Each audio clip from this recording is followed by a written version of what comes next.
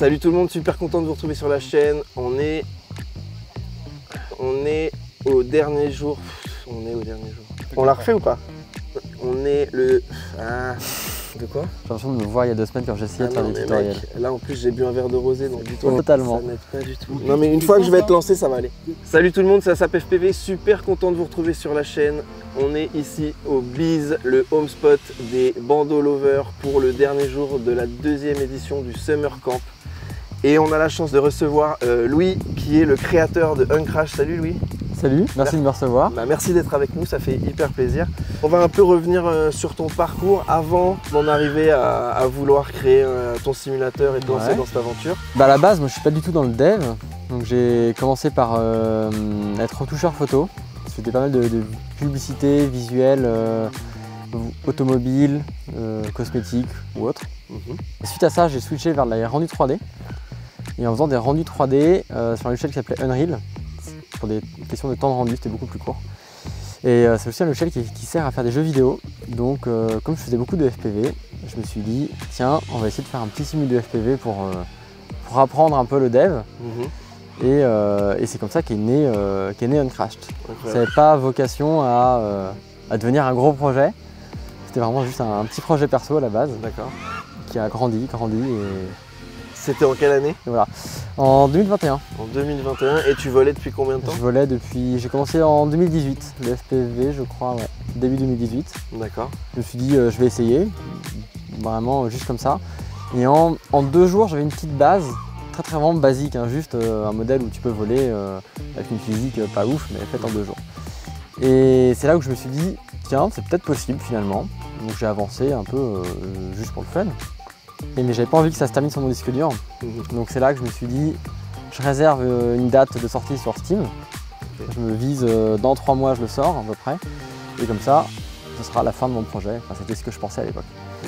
Et donc entre on va dire la première ligne de code et le moment où ça sort sur Steam, il y a à peu près 6 mois. D'accord. Il y a combien de personnes sur le projet à ce moment-là? Tu es tout seul? Je suis tout seul, je fais ça après mon boulot le soir et le week-end. Donc on n'est pas du tout sur un temps plein ou quoi que ce soit. Hein. Donc voilà, mais soyons honnêtes, Uncrash quand c'est sorti, c'était pas vraiment fini. C'était dans ma tête, c'était plus pour acter la fin d'un projet. D'accord. Alors qu'en fait, c'était vraiment le début. Et du coup, une fois que c'est sorti, tu as embauché des gens ou je suis resté seul pendant très longtemps. D'accord. J'ai mis beaucoup de temps avant de passer à temps plein dessus. Peut-être 1 an et demi avant d'être à temps plein dessus, quitter mon travail de l'époque, etc. Donc c'est vraiment ton full-time job maintenant? Maintenant, c'est mon full-time job. Maintenant, je suis à 70% tout seul dessus. D'accord. Il y a quand même des parties que j'arrive à déléguer, tout ce qui est communication sur les réseaux sociaux. Quand j'ai besoin de modèles 3D spécifiques, je fais appel à quelqu'un aussi. Parfois pour du dev, parfois pas, ça dépend des périodes. Donc voilà, on est à 70% tout seul, je dirais. Ok. Il y a eu une grosse mise à jour là, il n'y a pas longtemps. Tu peux nous en parler? Dernièrement, on a sorti un éditeur de map. Donc on voit placer plein de gens qui reproduisent leurs spots locaux, des bandeaux assez mythiques. Comme celui-là d'ailleurs. Celui-là qui a commencé à être reproduit. Ouais. Il y a plein de spots qui ont été reproduits par plein de gens dans le monde et ça c'est assez incroyable de voir. C'est assez fou, comment ça a été très rapide, ça a été super rapide, les gens se sont appropriés le truc et tout le monde a refait, très vite. Tout le monde a voulu refaire ses spots. Ouais, on voit des spots thaïlandais qui apparaissent, c'est assez incroyable. Ouais, c'est fou. Ok, et est-ce que tu peux nous dire un peu, du coup, est-ce que tu peux nous donner quelques petits leaks sur le futur de Uncrash? J'ai commencé à beaucoup avancer sur un éditeur de drone, parce qu'en fait il y a une grosse partie des joueurs qui sont assez débutants et qui n'ont pas forcément envie ni les connaissances pour régler des paramètres précis de leur quad. Donc faire un éditeur où tu peux sélectionner directement des composants avec différents presets.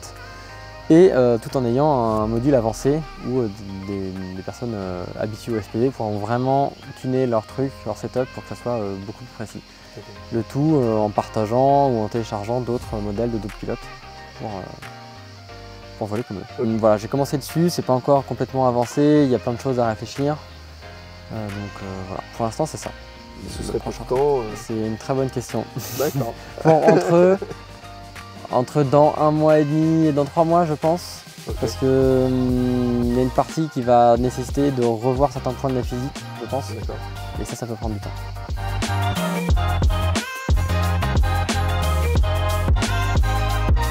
temps là, pendant le summer camp là, tu m'as dit que ça faisait pas longtemps que tu avais repris à voler en vrai du coup, parce que ça fait 2 ans que tu es à fond, en fait, vraiment sur une crash. Ouais, avant de faire une crash, ça faisait peut-être 3 ans que je volais. Je volais peut-être 1 à 2 fois par semaine, parfois une fois toutes les 2 semaines. Et c'était ça mon hobby. Moi je suis très mono hobby. Et donc quand j'ai fait une crash, au début je faisais un peu les deux. Au bout d'un moment, je faisais que mon travail et une crash après. Et en plus de ça, les potes avec qui je volais ont moins volé. Donc en fait, c'était une manière, je volais quasi plus, jusqu'à ne plus voler pendant 2 ans et demi, à peu près. Et là, quand la relève m'a invité sur l'événement, j'avais déjà envie un peu de revoler.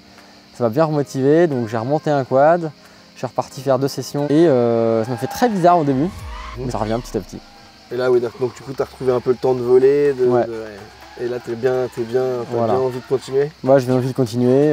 Ça me servira forcément pour recréer que ce soit des 3 pouces, des 5 pouces dans une crash, d'autres modèles, d'autres presets. Des tiny? Bah, j'espère.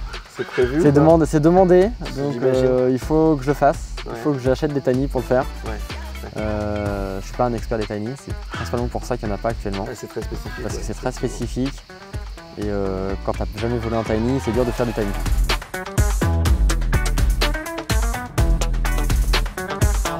Et du coup, tu voles avec quoi en ce moment? C'est le petit quad là que j'ai remonté il y a 2 semaines à peu près. Donc pour la frame Parallax Valkyrie. D'accord. C'est une frame française. Et sinon, moteur, les petits moteurs Xken 2306.5 1750 kV. D'accord. Oh là là, alors je sais pas si vous entendez, mais derrière il y a quelqu'un qui a envie de suicider son quad, je pense. Ma main a coupé que ses fiches. Ouais, c'est bizarre, ça sent. Je pense que ça a ses fiches. À l'oreille. À l'oreille, c'est fiche, ouais. À l'oreille, c'est du 45 degrés qui va vite. Hein. Ouais, ça y ressemble beaucoup en tout cas. Il y a quelques autres énervés dans le coin. Fiche, un des premiers bêta-testeurs de Uncrash.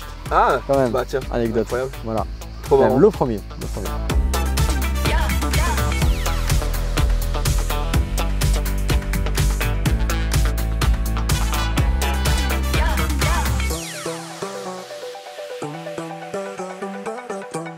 Tu nous parlais de ta frame, donc la Valkyrie, on était sur les moteurs.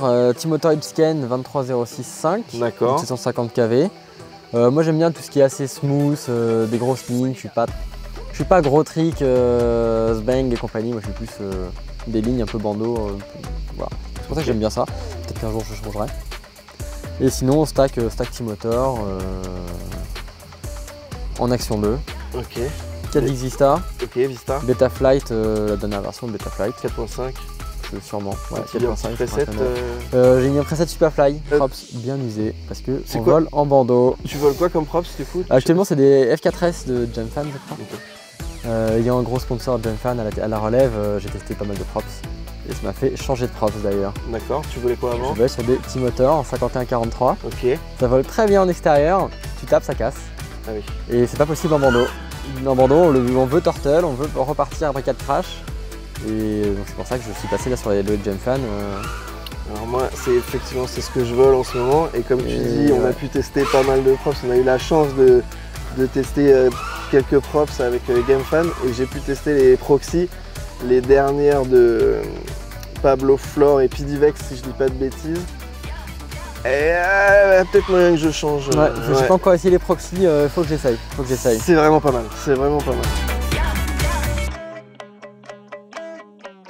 T'as des pilotes préférés qui t'inspirent pour tes vols? Ouais, quasi que des pilotes de bandeau. Ouais. Donc on va, pour moi celui que je préfère c'est Xken. Ok. Vraiment, Xken SPV. C'est des grosses lignes bien fluides, pas de trick inutile, juste des grosses lignes, ça j'aime beaucoup. Sinon après dans les français il y a SIP. Ouais. Qu'on a reçu. Qu'on a reçu dans Bilan Carbone. Ouais, qui est un peu dans le même style. Pareil, gros film, gros bandeau, bien engagé. La ligne bien énervée. Voilà, ça c'est vraiment mon style de manière générale. Ok, donc Tom Z. Tom Z à l'époque, effectivement. Je sais que Sip m'avait dit que c'était son inspiration. Bah ouais, bien sûr. Donc forcément tout ça découle de... Ah ouais, moi, il y a 4-5 ans c'était ça, hein, complètement.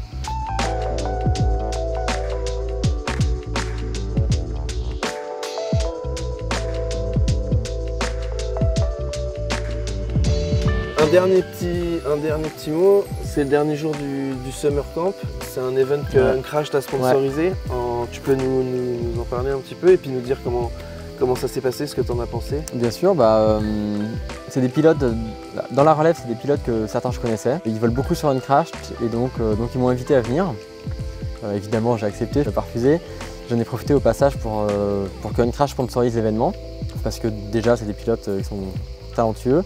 Et en plus de ça, quand tu es jeune et que tu as 15-16 ans ou 14-15 ans, tu n'as pas forcément des moyens qui te permettent d'exploser tes quads à chaque session. Tu n'as pas forcément des voilà, surtout sur un spot comme ça où on pète beaucoup.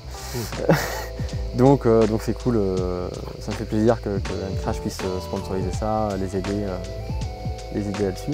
Et moi, ça me fait plaisir, moi aussi, de venir avec eux.